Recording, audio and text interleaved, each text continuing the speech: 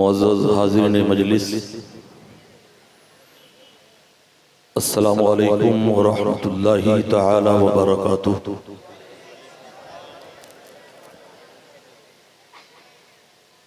नहमदुहु व नुसल्ली अला हबीबिहिल करीम, अम्मा बाद फ़अऊज़ु बिल्लाहि मिनश शैतानिर रजीम, बिस्मिल्लाहिर रहमानिर रहीम। वमन युअज़्ज़िम शआइरल्लाह फ़इन्नहा मिन तक़वल क़ुलूब। सदक़ल्लाहुल मौलानाल अज़ीम व सदक़ा रसूलुहुन नबियुल अमीनुल मकीनुल करीम व नहनु अला ज़ालिका लमिनश शाहिदीना वश्शाकिरीना वल्हम्दुलिल्लाहि रब्बिल आलमीन।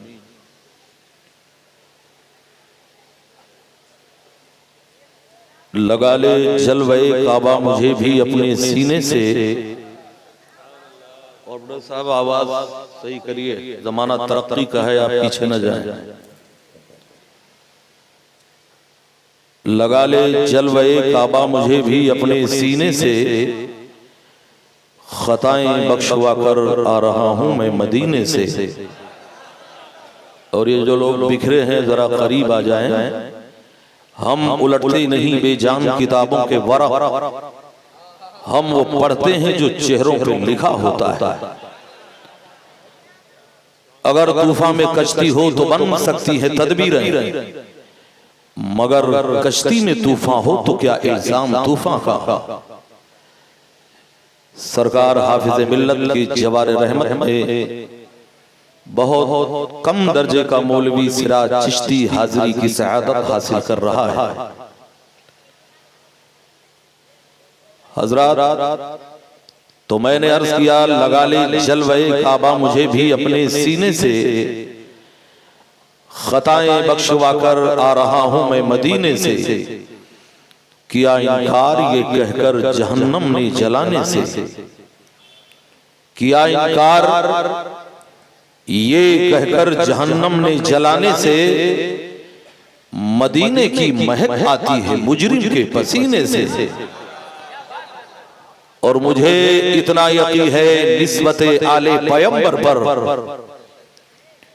मुझे इतना यकीन है निस्बते आले पैगंबर पर, कहीं भी लोग दफना दें उठूंगा मैं मदीने से। बीमारे नबी हूं मैं दवा मांग रहा हूं, सरकार के दामन की हवा मांग रहा हूं। लिल्लाह मुझे गैर से रुसवा न कराना, मुजरिम हूं मदीने में सजा मांग रहा हूं। न क्यों आराइशें करता खुदा दुनिया के सामा में, तुम्हें दूल्हा बनाकर भेजना था बज़्म इम्का में। ये रंगीनी ये शादाबी कहां गुलजारे रिज़वा में, हजारों जन्नतें आकर बसी हैं कूए जाना में। अजब अंदाज से महबूबे हक ने जलवा फरमाया, सुरूर आंखों में आया जान दिल में नूर ईमा में। भीख बे मांगे फकीरों को जहां मिलती है, दोनों आलम में वो दरवाजा है कैसा तेरा। ऐ मदीने की हवा दिल मेरा अफसुर्दा है, सूखी कलियों को खिला देता है झोंका तेरा। हजरात, दुआ बहार की मांगी थी इतने फूल गिरे, कोई जगह न बची मेरे आशियाने में। सुनने के लिए दुनिया में अफसाने बहुत हैं, पीने के लिए दुनिया में मैखाने बहुत हैं। इस शहर में जल सकती नहीं शमे यजीदी, इस शहर में शब्बीर के दीवाने बहुत हैं। दुआएं करते हैं तुझसे तेरे नबी के गुलाम, सुकून दिल का निगाहों में चैन पैदा कर। चली है फिर मेरे मालिक यजीदियत की हवा, मेरे कबीले में कोई हुसैन पैदा कर। ऐ जिंदा दिल मुसलमानों जरा बोलो सुभान अल्लाह। ऐ इश्क तेरे सदके जलने से छूटे सस्ते, जो आग बुझा देगी वो आग लगाई। ये नक्शा जो लंका का बना हुआ है, गुजारिश करूंगा जरा करीब आ जाइए। मैं कतई मुसल्लत होने वाला मौलवी नहीं, मैं चेहरा देख करके खिताब किया करता हूँ। मौका गनीमत है, जिसे जाना है वो जा सकता है। जो पीछे हैं जरा करीब आ जाएं। हजरात करीब आओगे जरा मजा आएगा। अंदाज हसीनों को सिखाया नहीं जाता, उस्ताद को महबूब दिखाया नहीं जाता। जश्न ईद मिलादुन नबी की मैं हाजिरी की सादत हासिल करने वालों, जिन्हें जाना है वो जा चुके हैं। सिराज चिश्ती रूठे हुए मजमे को मनाने का हुनर भी लगता है। हजरात छू लिया था किसी फनकार के हाथों ने इसे, वरना पत्थर भी कहीं ताजमहल होता है। ये मेरा कमाल नहीं, ये फैजाने आला हजरत है। रजा का शेर हो, मुझसे खुर्राना नहीं जाता। जो लहजा कम भी कर दूं तो झुजला। नारे तकबीर, नारे रिसाला, फैज़ाने हुजूर हाफिज़े मिल्लत, नारे तकबीर, नारे रिसाला। बहुत अच्छा है। हजरात अब अगर सुनने के मूड में हो तो सिराज चिश्ती कुछ आपसे खिताब करे। मोहब्बत की नहीं जाती, मोहब्बत हो ही जाती है। ये शोला खुद भड़कता है, भड़काया नहीं जाता। ऐ सुन्नी मुसलमानों, आइए हम और आप मिलकर सबसे पहले कौनैन के फरमारवा, दोनों आलम के ताजदार, सारे नबियों के मालिक व मुख्तार, अर्श के मुकद्दस कानून को फर्श पर लाने वाले पैगंबर इस्लाम जनाबे मोहम्मद रसूलुल्लाह सल्लल्लाहु ताला अलैहि वसल्लम की बारगाहे नाज़ में अपनी गुलामी का सबूत देते हुए दुरूद व सलाम का नजराना पेश कर लें। अल्लाहुम्मा सल्ले अला सय्यिदना शफीअना नबीना करीमना मौलाना मुहम्मदिन बारिक वसल्लम सलातन व सलामन अलैका सय्यदी या रसूल अल्लाह। कुछ और हो न हो, इतना जरूर होता है, दुरूद पढ़ने से चेहरे पे नूर होता है। हजरात मोहब्बत की बारी आ गई है, इश्क की बारी आ गई है। आप यहाँ हाजिर हैं, मेरा यकीन है कि यहाँ अल्लाह के रहमत के फरिश्तों का नुज़ूल हो रहा है। सलामों की डाली, मोहब्बत का तोहफा वो देखो मलाइक लिए आ रहे हैं। मदीने की शामों सहर अल्लाह अल्लाह, फरिश्ते वहाँ फूल बरसा रहे हैं। हजरात मैं आईना हूँ, दिखाऊंगा दाग चेहरे का, जिसे खराब लगे सामने से हट जाए। कागज का ये लिबास बदन से उतार दे, बरसात हो गई तो कहां मुंह छुपाएगा। हजरात कुछ तारीखी चैप्टर पलट करके मैं अर्ज करना चाहूंगा।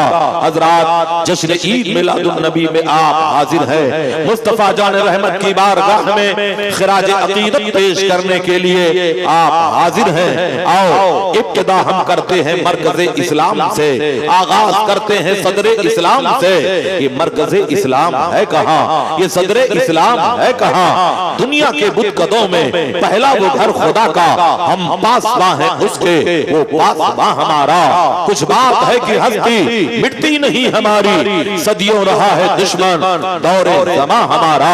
उस मंजिल की तरफ मैं तुम्हें ले चलता हूँ जिसे मक्कतुल मुकर्रमा कहा जाता है, जिसे हिजाज़े मुक़द्दस कहा जाता है, जिसे उम्मुल कुरा कहा जाता है। हजरात वही हिजाज़े मुक़द्दस है। हजरात मुफस्सिरीन किराम फरमाते हैं अल्लाह तबारक व तआला ने जब जमीन को पैदा किया था तो पूरी दुनिया में पानी ही पानी था।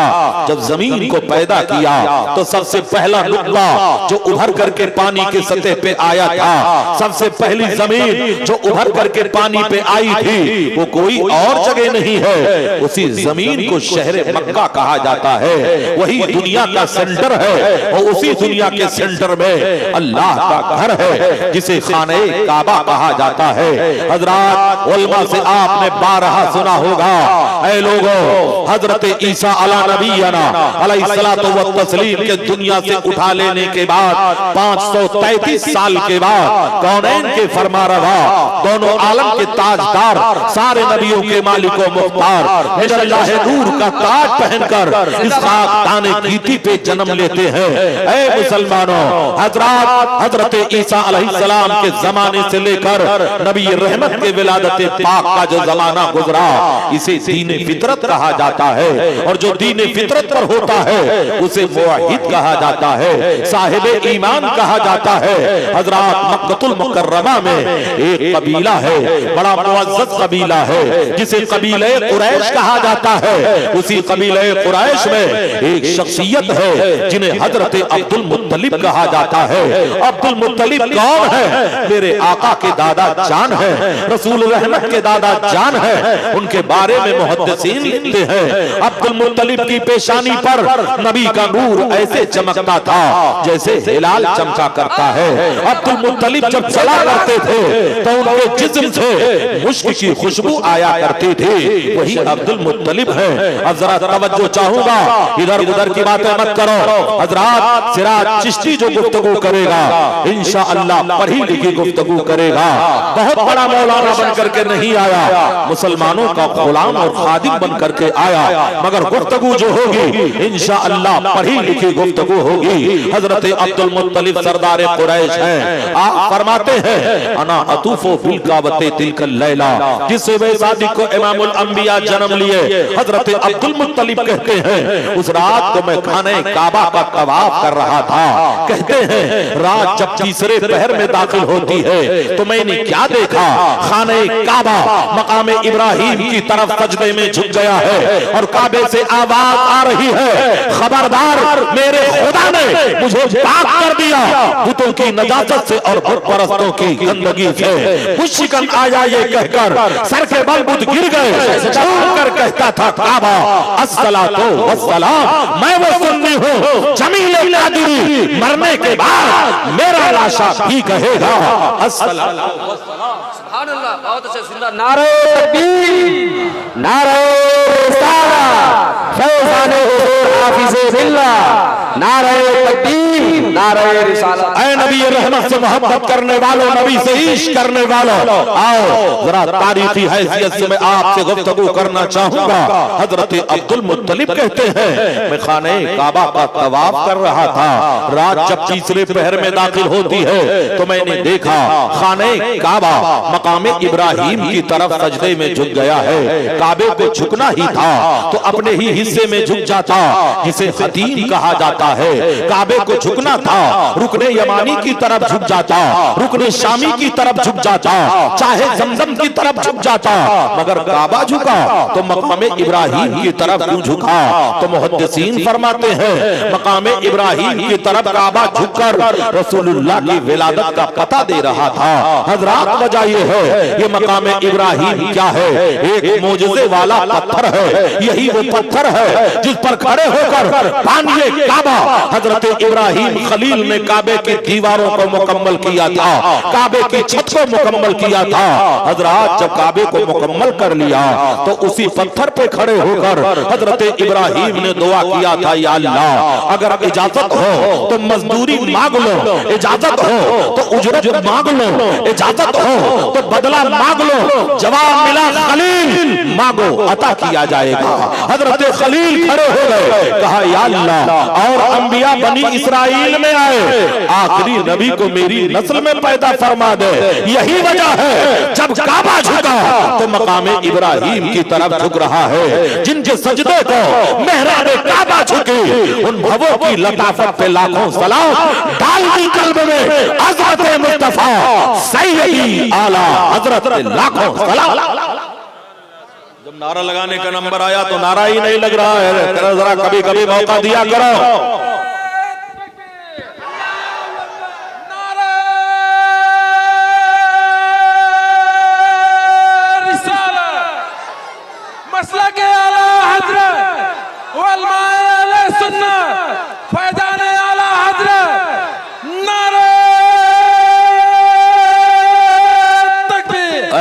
दिल मुसलमानों माशाअल्लाह दुआ बहार की मांगी थी इतने फूल गिरे, कोई जगह न बची मेरे आशियाने में। हाँ और साहब अब अच्छा चला है, इसी पे रहने दीजिए। हकीकत सुर्ख मछली जानती है समंदर कितना बूढ़ा देवता है। जब आप लोग उंगलियां करते हो तो हम लोग समझ जाया करते हैं।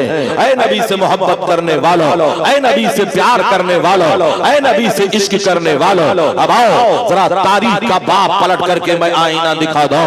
हजरात मजहब इस्लाम पर कमेंट करने वाले आज बहुत पैदा हो चुके हैं। हजरात जुमले मोतरजा का जवाब देकर के फिर अपने असले टॉपिक पर गुफ्तगू करूंगा। आज कहा यह जा रहा था 2022 तक भारत से मुसलमानों का खात्मा कर दिया जाएगा, इस्लाम मुक्त भारत बना दिया जाएगा। मेढकियों को भी जुकाम आने लगा है, छिपकलियां भी मगरमच्छ बनने की कोशिश कर रही है, बूढ़ी बकरियां भी शेरों को सींग दिखा रही है।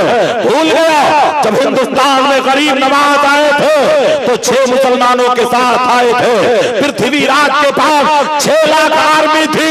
अरे जब 6 लाख मिलकर 6 को न भगा सके तो 26 करोड़ को तुम्हारा बाप क्या भगाएगा। काना शिकार शेरों ने क्या बंद कर दिया। कुत्ते समझ रहे हैं कि जंग। नारे तकबीर, नारे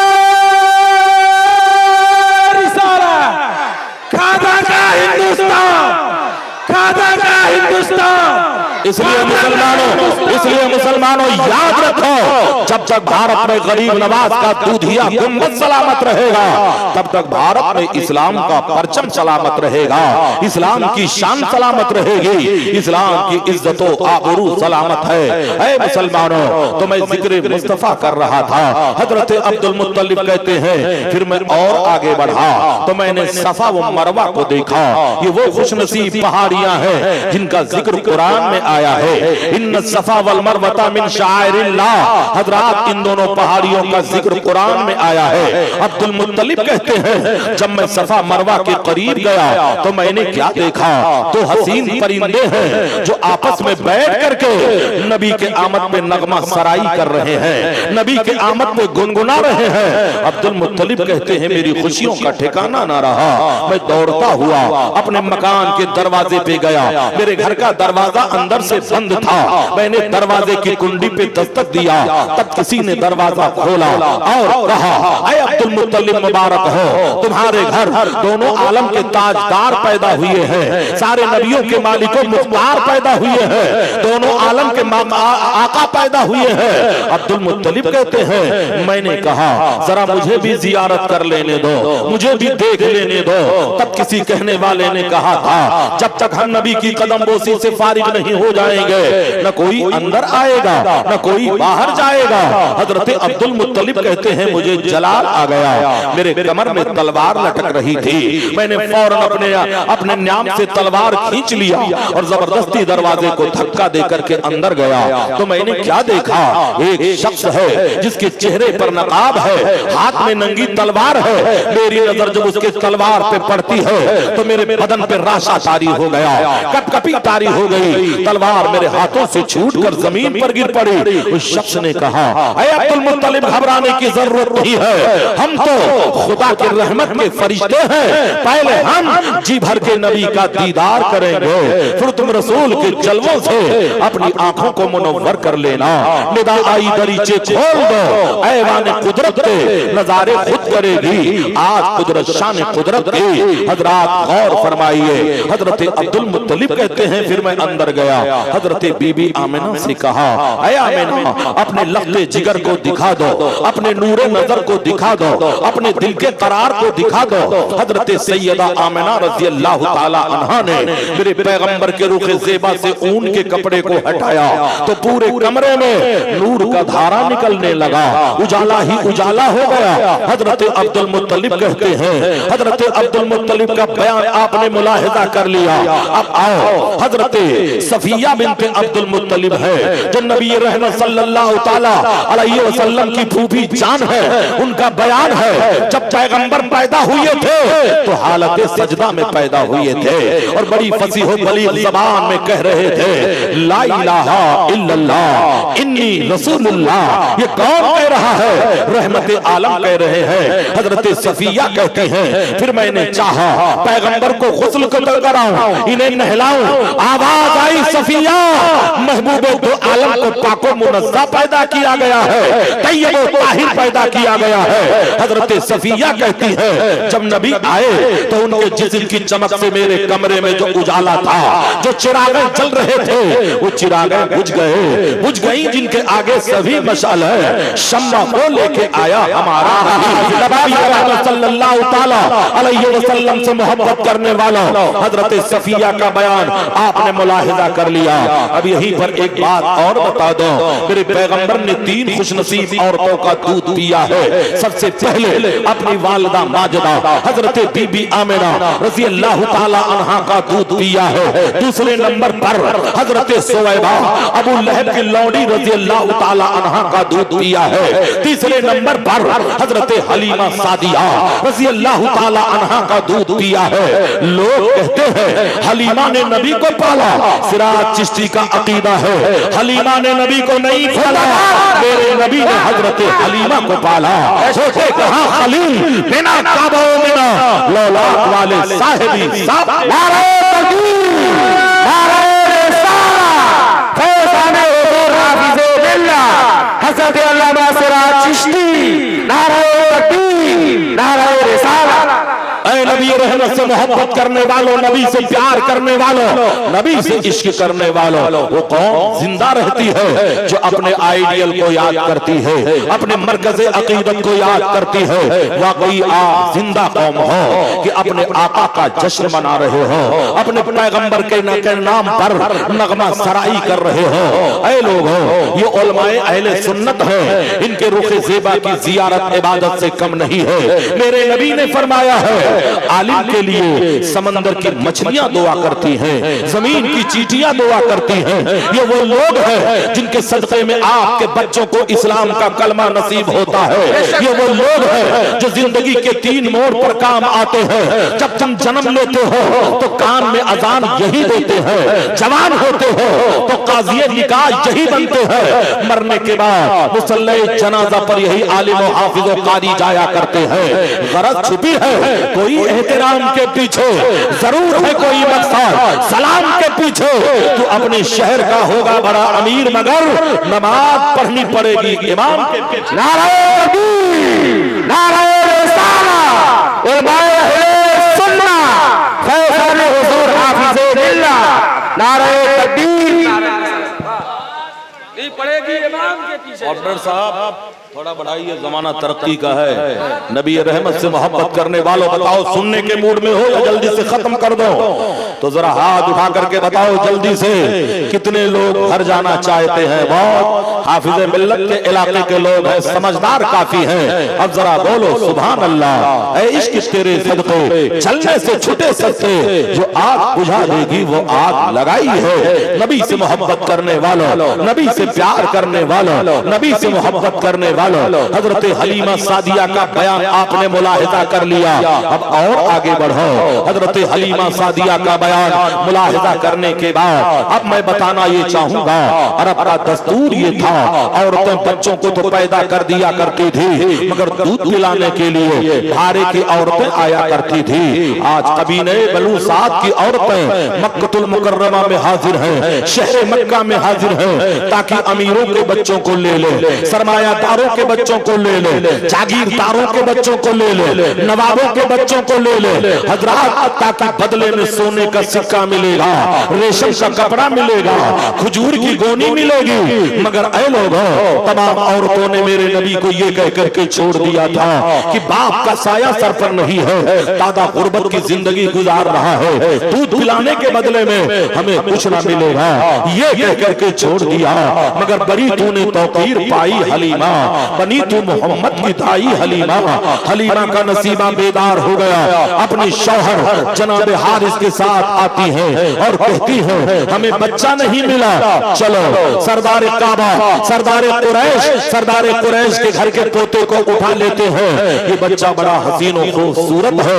हजरत हलीमा, हजरत आमिना रजी अल्लाह ताला अन्हा के खिदमत में हाजिर होकर के अर्ज करती है, मेरी बहन इस बच्चे को हमें दे दो, मैं इसे दूध भी पिलाऊंगी, इसकी परवरिश भी करूंगी, इसके नाज़ो नखरे को भी उठाऊंगी। हजरत हलीमा के गोद में हजरत आमिना रज़ी अल्लाह ताला अन्हा ने पैगंबर आजम को जैसे ही दे दिया, हलीमा का बयान है, रुखे ज़ेबा को देखते ही हजारों जान से मैं फरेफ्ता हो गई और मैंने अपनी शहादत की उंगली उठाई और रसूलुल्लाह के लबहाए नाक पर मैंने मस कर दिया। नबी मुस्कुराए तो खुदाई मुस्कुराने लगी, यूं मुस्कुराए चांद सी कलियों में पड़ गई, यूं लबकुशा हुई कि गुलिस्तां बना दिया। नबी मुस्कुरा रहे हैं, खुदाई मुस्कुरा रही है। हजरात, हजरत हलीमा कहती है, जब मैं मक्का आई थी तो एक मरियल सवारी पे आई थी जिसके हड्डियों में मग़ज़ नहीं थे, जिससे चला नहीं जाता था, तो औरतें ताना देती थी, हलीमा तो कैसी सवारी लेकर के आई है, तेरी वजह से सफर में दुश्वारी पैदा हो रही है। मगर हलीमा सादिया कहती हैं, जब मैं वापस जाने लगी तो ऐसा लग रहा था मेरे जानवर को पर लग चुका हो, उड़ती चली जा रही है, उछलती चली जा रही है, मचलती चली जा रही है। औरतों ने कहा, हलीमा क्या तूने सवारी बदल दिया है? हलीमा ने कहा, बहनों सवारी नहीं, सवार बदल गया है, मेरे जानवर पर अहमद मुख्तार आ गया है। हजरत हलीमा सादिया कहती है, मैं लेकर के जब जा रही थी तो पहाड़ की चोटियों से सदा आ रही थी, अस्सलातु वस्सलामु अलैका सय्यदी या रसूल अल्लाह। समंदर के कतरों से सदा आ रही थी, जमीन के जर्रों से सदा आ रही थी। हजरत हलीमा सादिया रज़ी अल्लाह ताला अन्हा कहती है, मैं पैगंबर को ले जाकर जब अपने आंगन में बैठ करके दूध पिलाया करती थी तो मेरे आंगन से नूर का धारा निकलता था, नूर की रोशनी निकलती थी। पड़ोस की औरतों ने एक दिन आकर के सवाल किया, ऐ हलीमा क्या रात भर तू आग जला करके रखती है, तेरे आंगन से उजाला निकलता है? तब हलीमा ने कहा था, बहनों ये उजाला आग का नहीं है, ये उजाला जलवे रसूल पाक का है। वही हलीमा सादिया कहती है, उनका बयान है, उनके पड़ोस में एक औरत रहा करती थी, अल्लाह ने उसे एक ही बेटा दिया था, मगर मोहलिक बीमारी का शिकार हो गया था, तबीबों ने ठुकरा दिया था, डॉक्टरों ने रिजेक्ट कर दिया था, सब लोगों ने कहा था तेरे बच्चे की बीमारी आसमानी है, दुनिया में इसका कोई इलाज नहीं है, इसका इलाज मौत है, इसे ले जा, जब तक ये जिंदा रहे इसकी खिदमत कर। हजरत हलीमा कहती है, वो औरत एक प्याला लेकर के आती है और कहती है, हलीमा मैंने सुना है तेरे घर एक कुदरत वाला बच्चा आया है, एक रहमत वाला बच्चा आया है, एक बरकत वाला बच्चा आया है, अपने उसी बच्चे के कदमों का धोवन दे दे ताकि मैं अपने बीमार बच्चे को पिला दूं, अल्लाह उसे शिफा दे दे। हजरत हलीमा ने ये नहीं कहा, ये गलत है, आपने फौरन प्याला लिया और मेरे आका की महकती हुई एड़ियों को धो दिया, मेरे नबी के चमकते हुए कदमे नाफ को धो दिया, महकते हुए पानी को उस औरत के हवाले कर दिया। औरत वो पानी लेकर के जैसे ही जाती है और अपने बीमार बच्चे को पिलाती है, चंद कतरे हलक के नीचे उतरे ही थे कि अल्लाह ने बीमारी को दूर कर दिया, आजादी को दूर कर दिया, तकलीफ को दूर कर दिया।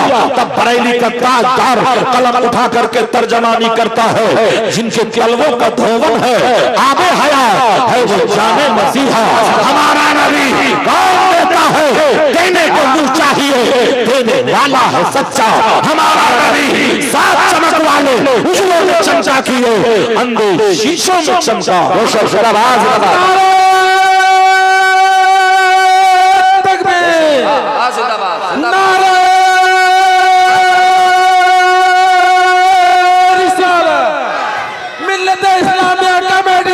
जिंदाबाद जिंदाबाद तकबीर, नारे रिसालत। हजरात इस मजलिस से मोहब्बत में ये नियत करके ना आना कि तकरीर जमती है कि नहीं जमती है, इस नियत से आना कि हमें तो सोया हुआ नसीबा जगाना है। ऐसा नबी की महफिल है, यहाँ आने वाला रोता हुआ आता है मगर जब जाता है तो हंसता हुआ जाता है। झोलियां सबकी भरी जाती है, देने वाला नजर नहीं आता। अल्लाह ने अगर चाहा तो नबी के सदक़े में हमारी मग़फ़िरत हो जाएगी। ऐ नबी से मोहब्बत करने वालों, नबी से प्यार करने वालों, नबी से इश्क करने वालों, अब आओ जरा तारीख के पल को उलट करके मैं आपको फिर आईना दिखाऊं। मेरे नबी सल्लल्लाहु ताला अलैहि वसल्लम के ये बचपने का मामला है। मेरे सरकार की उम्र जब 6 साल की होती है तो आपकी वालिदा माजिदा हजरत बीबी आमिना रज़ी अल्लाह ताला अन्हा का इंतकाल हो गया। जब मेरे नबी की उम्र 8 साल की होती है तो ऐ लोगों, हजरत अब्दुल मुत्तलिब के इंतकाल का वक्त आया तो जनाबे अबू तालिब को तलब किया और कहा मेरे जाने के बाद मेरे बच्चे की किफालत तुम करोगे। जनाबे अबू तालिब ने अपने बाप की वसीयत पर अमल किया और पूरी जिंदगी नबी की किफालत किया। मेरे सरकार की उम्र जब 12 साल की होती है तो जनाबे अबू तालिब मेरे पैगंबर को लेकर पहली मर्तबा सफर की गरज से मुल्क शाम का सफर करते हैं, तिजारत की गरज से मुल्क शाम का सफर करते हैं। जनाबे अबू तालिब का बयान है मेरे पास जितना माल था जब मैं शहर में ले गया तो फौरन ही बिक गया और बेशुमार अल्लाह ने उसमें बरकतें अता फरमाई। ऐ लोगों, ये किसका सदका था? ये सदका था कौनैन के फरमा रवा का, कौनैन के फरमा रवा का, दोनों आलम के ताजदार का। अब वहीं पर जब मेरे नबी की उम्र 26 साल की होती है तो दूसरी मर्तबा अपने चचा के साथ मुल्क शाम का सफर करते हैं। एक शहर है जिसे शहर बुसरा कहा जाता है, ये मुल्क शाम का शहर है। हजरात कहते हैं मेरे नबी जिस ऊंट पे बैठ करके तशरीफ ले जाते हैं एक चर्च नजर आता है, एक कलीसा नजर आता है, ईसाइयों का इबादत खाना नजर आता है। उसी के सामने एक पेड़ था, उसी पेड़ के नीचे जैसे ही मेरे नबी सवारी से अपने नबूवत वाले कदम को नीचे रखते हैं, ऐ लोगों, उस दरख्त की टहनियों ने झुक करके नबी के तलवों का बोसा ले लिया था, नबी के कदमे नाथ को चूम लिया था।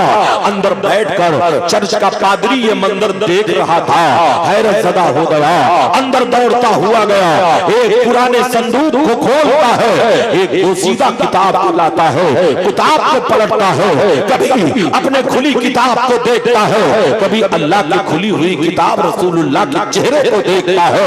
हैरत ज़दा हो गया, बाहर आया, कहा ओ कबीले वालों ठहर जाओ, तुम्हारे कबीले का सरदार कौन है? जनाबे अब्दुल मुत्तलिब को लाया गया, जनाबे अबू तालिब को लाया गया। अबू तालिब से वो पादरी सवाल करता है, आने वाला मुसाफिर तू कौन है? ये बच्चा कौन है? ये नौजवान कौन है? कहा ये मेरा भतीजा है। कहा बताओ इसके बाप दुनिया में है कि नहीं? कहा नहीं, बाप का इंतकाल हो चुका है। माँ जिंदा है कि नहीं? कहीं ना कहा नहीं, माँ का भी इंतकाल हो चुका है। कहा तुम आए कहां से हो? कहा हम हिजाज से आए हैं। कहा वही हिजाज जहां खजूरों के बागात पाए जाते हैं? कहा हाँ वही हिजाज। कहा वही मक्का जिसे उम्मुल कुरा कहा जाता है? कहा हाँ वही मक्का। कहा वही मक्का जहां पहाड़ियों का सिलसिला है? कहा हाँ वही मक्का है। इतना सुनते ही चर्च का पादरी दीवाना हो गया और कहने लगा, आने वाला मुसाफिर सुन ले, ये आम बच्चा नहीं है, ये बच्चा तमाम नबियों का मालिक मुख्तार है, यही ताजदार है। और वो जमाना भी आएगा जब मक्के वाले इस नौजवान को मक्के से जाने पर हिजरत करेंगे। अगर मैं जिंदा रहा तो मैं इनका साथ दूंगा, इनकी ज्योतियों को धुल करके मैं पीऊंगा और इनके साथ जिंदगी गुजारूंगा। ज़ुहूर पाक से पहले भी थे सच्चे नबी तुम पर, तुम्हारे नाम ही की रोशनी की बदले इनका है। हजरात, ये सीरत तैयबा की एक छोटी सी झलक जो मैंने दिखाने की कोशिश की। मेरी हैसियत क्या है? अल्लाह के प्यारे रसूल का जिक्र तो खुदा कर रहा है, नबी रहमत के जिक्र को हमारी हैसियत क्या है? जितना खुदा ने चाहा उतनी देर मैंने गुफ्तगू की है। अब आओ हालात के पेशे नजर ये बताना ये चाहूंगा, नबी आए इनकलाब लेकर के आए, नबी आए दस्तूर हयात लेकर के आए, नबी आए दस्तूर ज़माना लेकर लेके आए। ऐ हिंदुस्तान के मुसलमानों सुनो, मीरे अरब को आई बुए वफा जहां से, मेरा वतन यही है, मेरा वतन यही है, सालारे कारवा है मीरे हिजाज अपना, बाकी है जिसके दम से नामो निशान हमारा। कुछ बात है कि हस्ती मिट्टी नहीं हमारी, सदियों रहा है दुश्मन दौरे जमा हमारा। है हिंदुस्तान के मुसलमानों, आज तारीख लिखने वाले कुछ लोग लिखते हैं हिंदुस्तान में इस्लाम कब आया, किसके जमाने में आया, किसके दौर में आया, किसके दौर में आया। डिबेट पे बैठने वाले मीडिया के नाम पर कुत्तों की शक्ल में भौंकने वाले तुम्हें सुनो, जब तुम्हारे पास कोई ठोस दलील नहीं है तो हमारे अकीदे को मजरूह तुम क्यों करते हो। ऐ नबी से मोहब्बत करने वालों, हिंदुस्तान में इस्लाम कब आया, किसके जमाने में आया। कुछ लोग कहते हैं मोहम्मद इब्न कासिम के जमाने में आया, कुछ लोग कहते हैं महमूद गजनवी के जमाने में आया, कुछ लोग कहते हैं सैयदी सालार सरकार गाजी के जमाने में आया, कुछ लोग कहते हैं गरीब नवाज के जमाने में आया। बेशक इन नफूस कुदसिया ने इस्लाम को फैलाया है, इस्लाम का प्रचार किया है। सबसे बड़ा हक अगर भारत में किसी का है तो सैयदी आकाई मौलाई सरकार गरीब नवाज का है। हजरात ये अपनी जगह पर मुसल्लम है, मगर सुनो हिंदुस्तान में इस्लाम मेरे पैगंबर के हयात जाहिरी में आया, नबी के दौर में आया, हयात पाकीज़ा में आया। हुजूर हाफिज़ बिल्लत अलैहि रहमतुल्लाह व रिज़वान के एक शागिर्द हैं।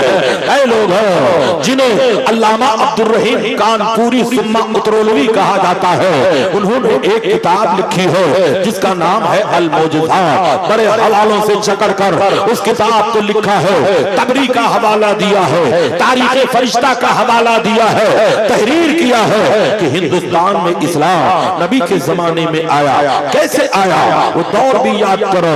आपने हजारों मर्तबा सुना होगा मेरे पैगंबर ने अपने उंगली के इशारे से चांद को दो टुकड़े किया था। उसी मौजूज़े शक्कुल कमर को लेकर यहाँ वाकया बताना ये चाहूंगा। जब कुफ्फारे मक्का ने मेरे नबी को चैलेंज किया कि वाकई अगर आप नबी हो तो चांद को दो टुकड़े करके दिखा दो, एक स्कॉलर को बुलाया गया जिन्हें हबीब यमनी कहा जाता है। हबीब यमनी को बुलाकर कुफ्फारे मक्का ने 14वीं रात का चांद तुलू है, हजरात अबू जहल भी है, उसके हवारी भी है, आकर के नबी को चैलेंज किया कि वाकई अगर आप नबी हो तो चंद्रमा के दो टुकड़े करके दिखा दो। तो ऐ मुसलमानों, खाने काबा के सामने एक पहाड़ है जिसे कोहे अबू कुबैस कहा जाता है।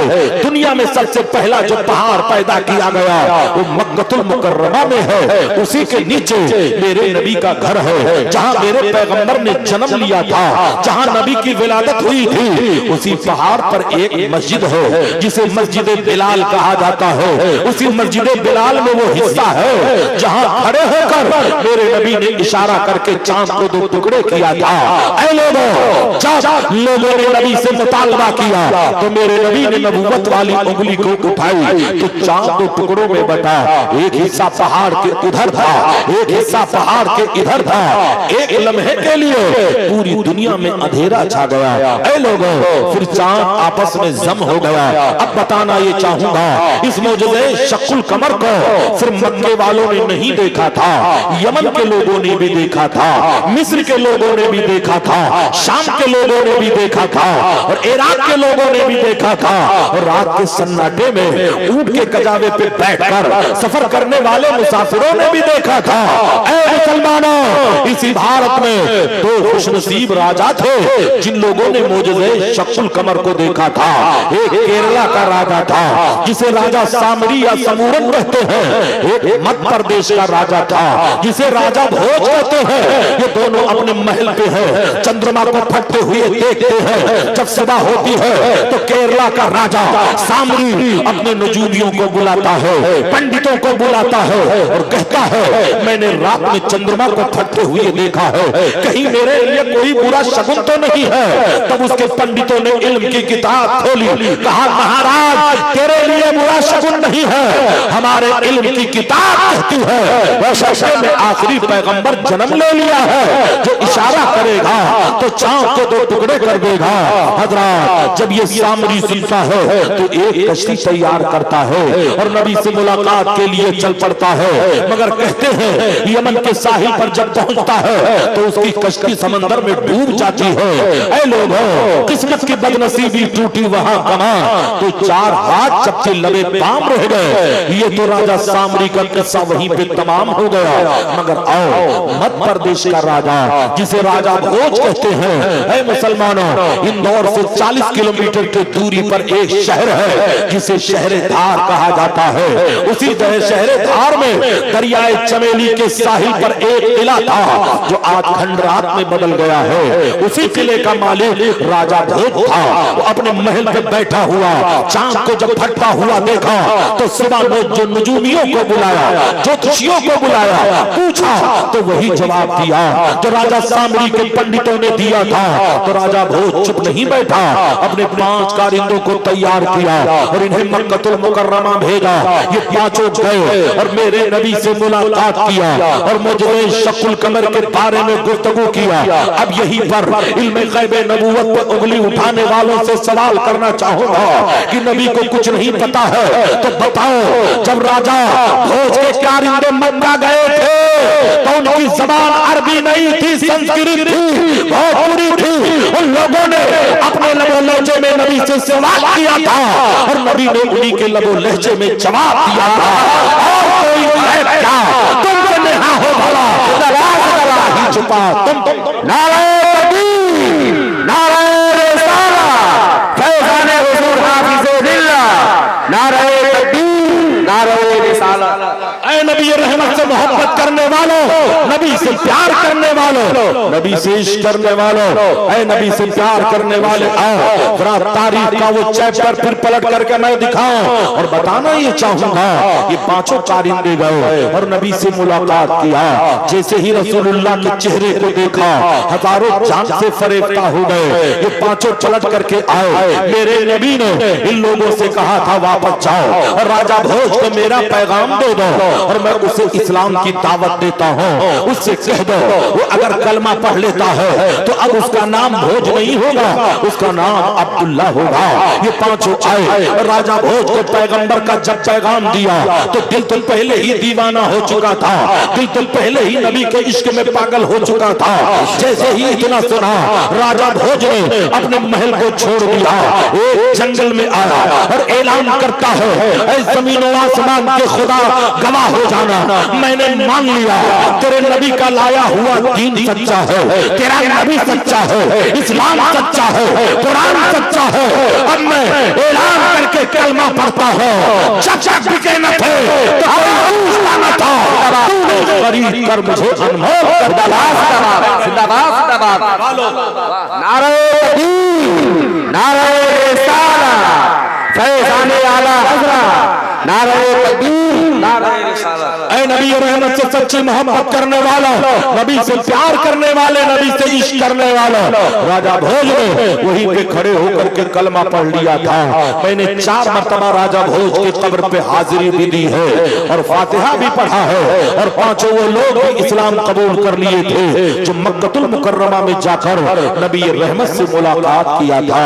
उन्हें सहाबी की कब्र कही जाती है, मगर उन्हें सहाबी हम कैसे कह सकते हैं, इसलिए कि वहां उन लोगों ने कलमा पढ़ा ही नहीं था, मगर आए तो नबी के नाम पर दीवाना बन गए। ऐ इस्लाम के शैदाइयों, ऐ इस्लाम के चाहने वालों, ऐ इस्लाम से मोहब्बत करने वालों, इस्लाम की अजमत पर हर जमाने में उंगली उठाई गई है, मगर न हारा है इश्क, न दुनिया थकी हो, दिया जल रहा हो, हवा चल रही हो।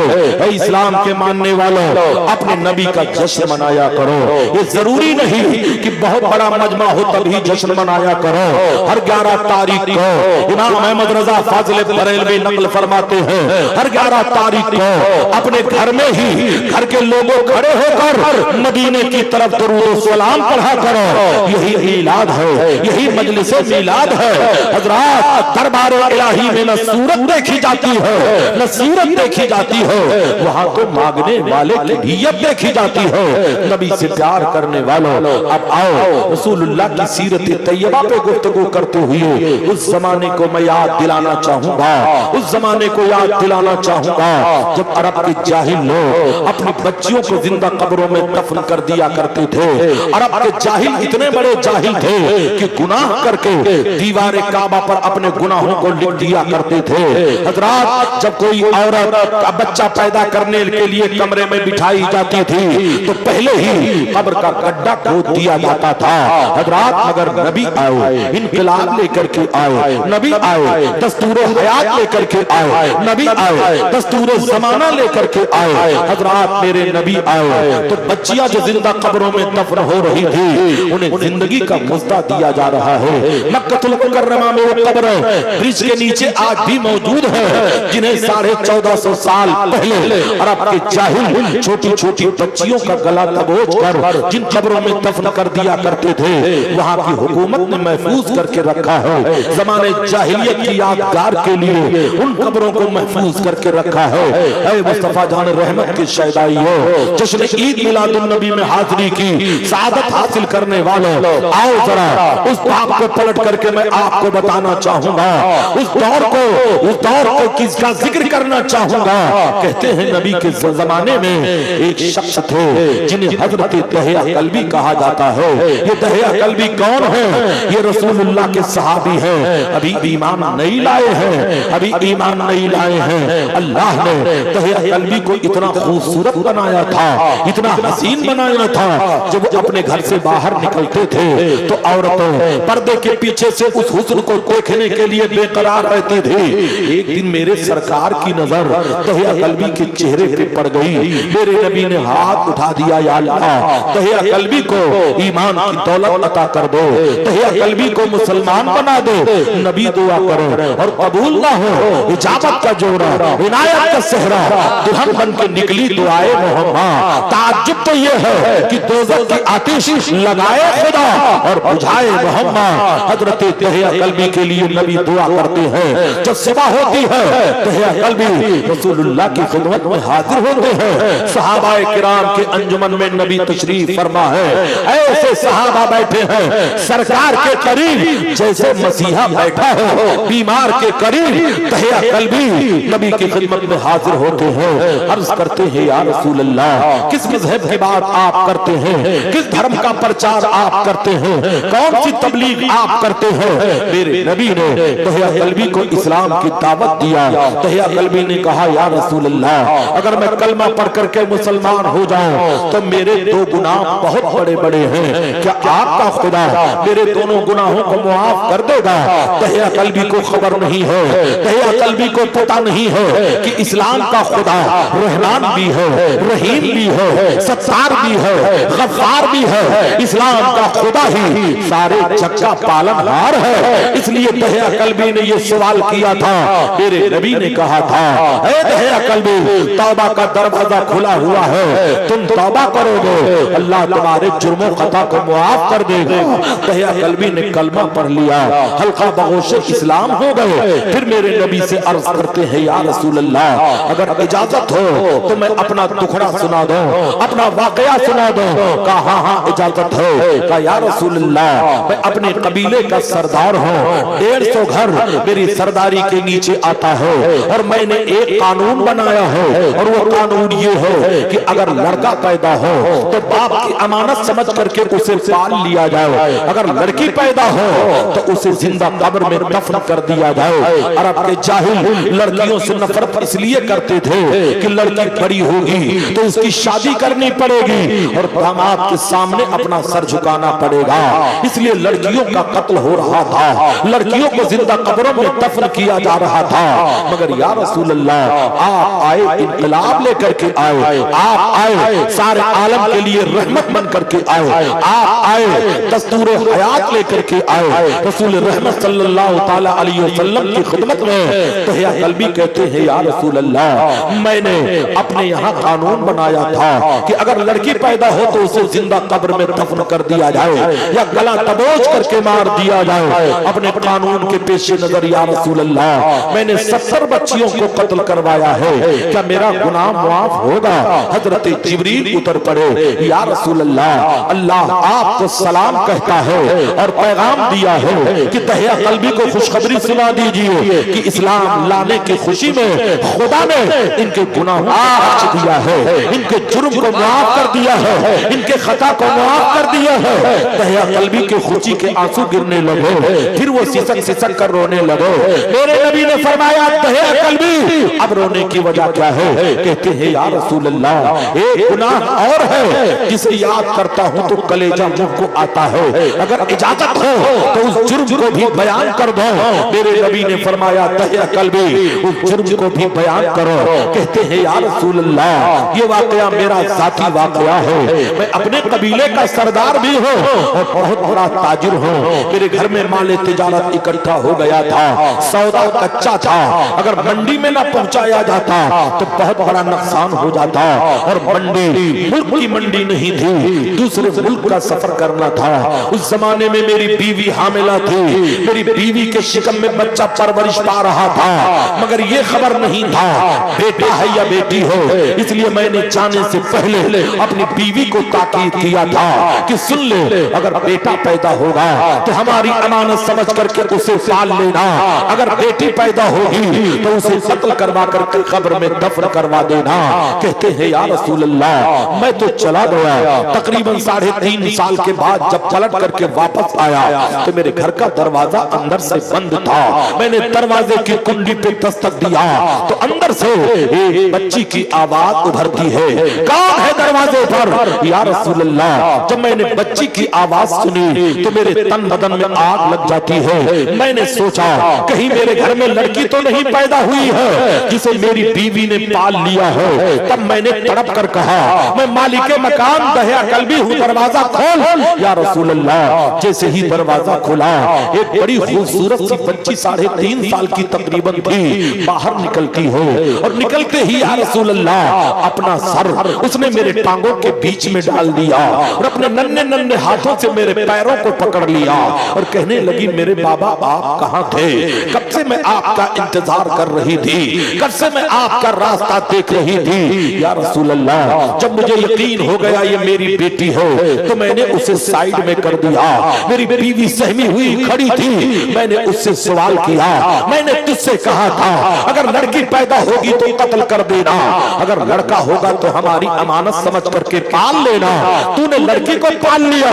तब दहिया कल्बी के बीवी को खुदा ने हौसला बख्शा, उन्होंने जवाब दिया दहिया कल्बी सुनो, जिस तरह बेटे अल्लाह की नेमत है ऐसे बेटियां भी खुदा की रहमत है। हमने रहमत समझकर इस बच्ची को पाल लिया है। कहते हैं या रसूल अल्लाह उस वक्त मैंने कुछ नहीं कहा मगर मेरे तन बदन में आग लग गई। तकरीबन 15 दिनों तक मैं चुप रहा। 15 दिन के बाद मैंने अपनी बीवी को फरेब में मुब्तला किया, धोखा दिया। मैंने कहा मेरी बच्ची को गुस्ल कराओ, अच्छे कपड़े पहनाओ, इसे मैं बाजार लेकर के जाना चाहता हूँ। दहिया कल्बी की बीवी की रूह झूम जाती है, दौड़ करके जाती है, बच्ची को गुस्ल करवाती है, एक बेहतरीन कपड़े पहनाकर एक नन्हा सा दुपट्टा उसके गर्दन में डाल देती है। कहते हैं या रसूल अल्लाह बच्ची इतनी खूबसूरत लग रही थी जैसे 14वीं रात के चांद का टुकड़ा हो। मैंने उसे गोद में उठाया, दिल चाहा कि बच्ची से प्यार करो मगर अपना ही बनाया हुआ कानून जो था वो रास्ते की दीवार बन करके खड़ा था। या रसूल अल्लाह मैंने बच्ची को एक साइड में किया, फिर उस कमरे की तरफ मैंने कदम को बढ़ाया जहां कब्र खोदने का फावड़ा रखा हुआ था, कब्र खोदने वाली कुदाल रखी हुई थी। या रसूल अल्लाह जब उस कमरे की तरफ मैंने कदम को बढ़ाया तो या रसूल अल्लाह मेरी बीवी सहम गई, आकर के खड़ी हो गई, कहने लगी मेरे सरदार इस नन्ही सी जान पर रहम करो, इसने तुम्हारा कुछ नहीं बिगाड़ा है। मगर या रसूल अल्लाह मुझे रहम न आया, मैंने अपनी बीवी को धक्का दिया, कमरे में गया, फावड़ा उठाया, अपने कंधे पे उठा करके लेके जंगल की तरफ चल रहा था। या रसूल अल्लाह मेरी नन्ही सी बच्ची थी, छोटी छोटी उंगलियों से मेरे बालों में कंघा कर रही थी, कभी मेरे होठों को चूमती थी, कभी मेरे रुखसार को चूमती थी और कहती थी मेरे बाबा आप कितने अच्छे हैं, मुझे बाजार लेकर के जा रहे हैं। उस बच्ची को खबर नहीं है कि उसको बाजार नहीं उसे मौत के हवाले करने के लिए दहिया कल्बी लेकर के जा रहे हैं। कहते हैं या रसूल अल्लाह मैं बच्ची को ले लेके गया, एक पेड़ के नीचे बिठा दिया, एक घने दरख्त के नीचे बिठा दिया और उसी के सामने या रसूल अल्लाह कब्र का गड्ढा जब मैं खोदने लगा, जब कब्र का गड्ढा खोद रहा था तो गर्द गुबार उड़कर मेरे कपड़े पे पड़ रहे थे, मेरी पेशानी से पसीना टपक रहे थे। तब मेरी बच्ची से रहा ना गया, अपना दुपट्टा लेकर के आती है और मेरे चेहरे से पसीने को साफ करती है, कहती है मेरे बाबा इतनी मेहनत करने की जरूरत क्या है, आओ जरा अपनी बेटी के साथ बैठ जाओ और थोड़ी देर मोहब्बत कर लो, थोड़ी देर प्यार कर लो। मगर या रसूल अल्लाह मुझे रहम न आया, मैं कब्र का गड्ढा खोदता रहा और कब्र का गड्ढा जब मुकम्मल हो गया तब या रसूल अल्लाह बड़ी बेदर्दी से मैंने अपनी बच्ची को उठाया और पूरी ताकत के साथ कब्र के गड्ढे में पटक दिया। मेरी बच्ची निकलना चाहती थी, फिर उसे ठोकरों से मारकर मैंने कब्र के गड्ढे में उतार दिया। उसने अपने नन्हे नन्हे हाथों को जोड़कर मेरे सामने जिंदगी की भीख मांगी थी। कहा था मेरे बाबा अगर मेरे चेहरे से आपको नफरत है तो मुझे घर से निकाल दो, मैं पलट करके तुम्हारे दरवाजे पे न आऊंगी, मगर मेरी जिंदगी बख्श दो, मुझे जीने के लिए छोड़ दो।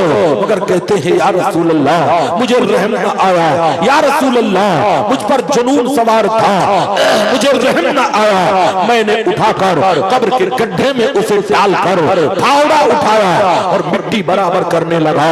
या रसूल अल्लाह मैं मिट्टी जब बराबर कर रहा था तो तड़प तड़प करके वो फरियाद कर रही थी। जब मेरी बेटी को मैंने कब्र के अंदर गले के अंदर तक जब मैंने कब्र के अंदर पाट दिया तब मेरी बच्ची ने हमारी तरफ से उम्मीद को छोड़ दिया और अपने आंखों को आसमान की तरफ उठाकर जो आखिरी दुआ मेरी बच्ची ने किया था या रसूल अल्लाह, जब उसे सोचता हूँ तो कलेजा मुंह को आता है।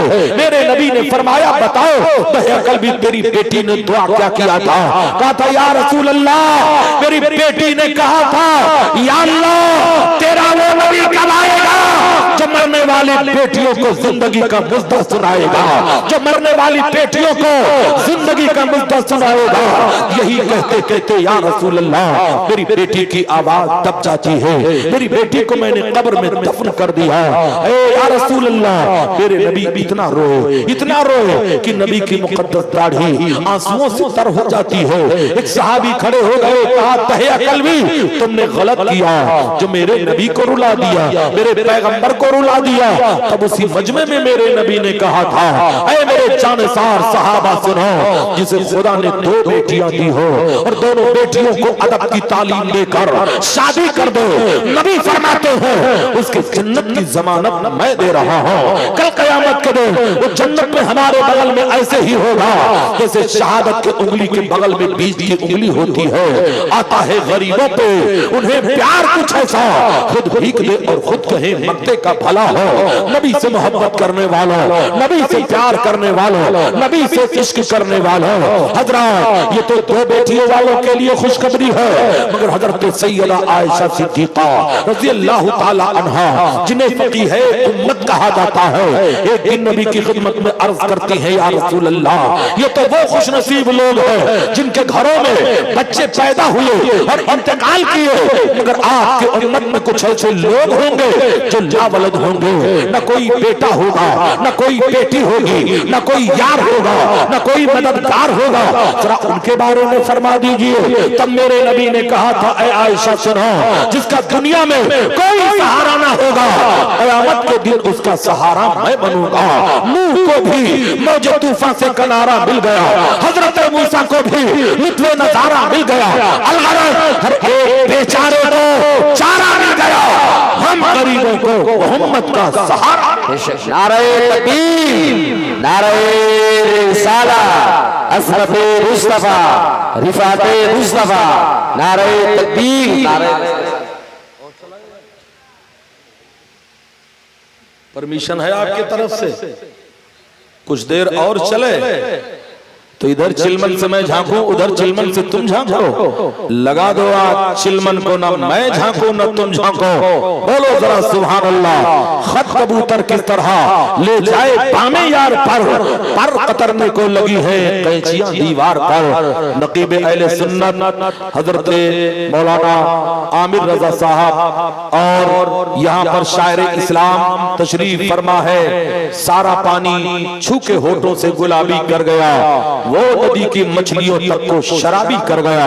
बस मैं आप चेहरे की अजमेलानी कैफियत को देख रहा हूँ। दूध उतना ही दिया जाए जो हाजमे को दुरुस्त कर दो, ओवर ना हो जाए। इसलिए कतई मैं आपका टाइम ज्यादा नहीं लेना चाहूंगा।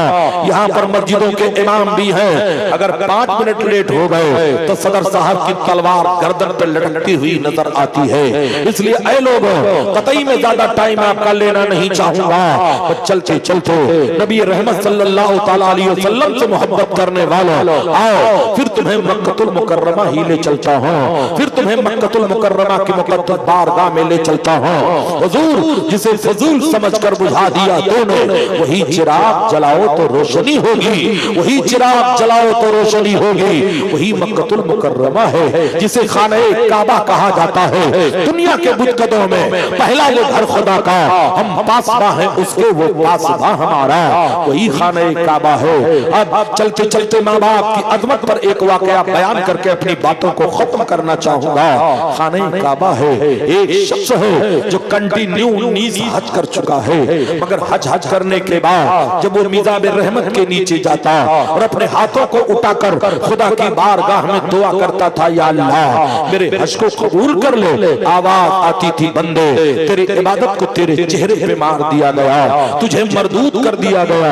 हमें बताओ, खाने काबा में अगर ऐसी आवाज मिल जाए तो उसकी जिंदगी पे लानत के अलावा कुछ नहीं है। 19वां हज कर चुका है।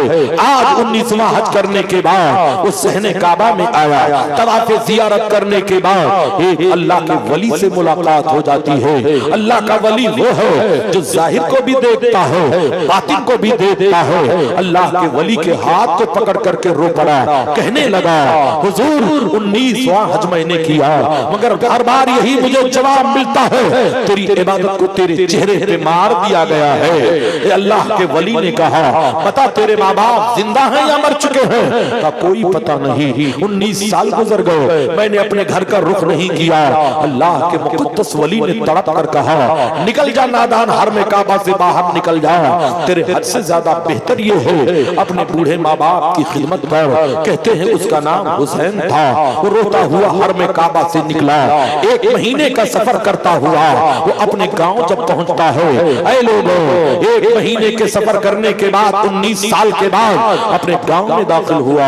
रास्ते बदल चुके थे, बच्चे जवान हो चुके थे, दीवारें टूट चुकी थी, मकानात मुनहदिम हो चुके थे। जाकर के किसी से पूछा, अपने बाप के बारे में पूछा, उसने कहा, लानत है तुझ पर, आया भी तो 19 साल के बाद आया, तेरे बाप का इंतकाल हो गया, मगर वो मरने से पहले तुझे हुसैन हुसैन कह करके रो रहा था। इतना सुनते ही उसका कलेजा फटा। कहा, मेरी माँ का आलम क्या है? का मौत और हयात की कशमकश में है, चंद लम्हों की मेहमान है, जा जल्दी चला जा। कहते हैं ये दौड़ कर आया, माँ को देखता है, एक बोसीदा दुपट्टे को ओढ़ कर एक दीवार से सर रख करके रो रही है। जागनी का वक्त है और रूह निकलने वाली है, मगर रो रही है और फरियाद कर रही है, या अल्लाह मेरे बेटे हुसैन से मेरी मुलाकात करा दे। मेरा बेटा हुसैन, क्या तू मेरे मरने के वक्त भी नहीं आएगा? अपने माँ की लाश को कब्र में उतारने भी नहीं आएगा? यही कह करके माँ रो रही थी। ये पीछे गया, चीख मारा और अपने हाथ को माँ के पुष्ट पर रखा।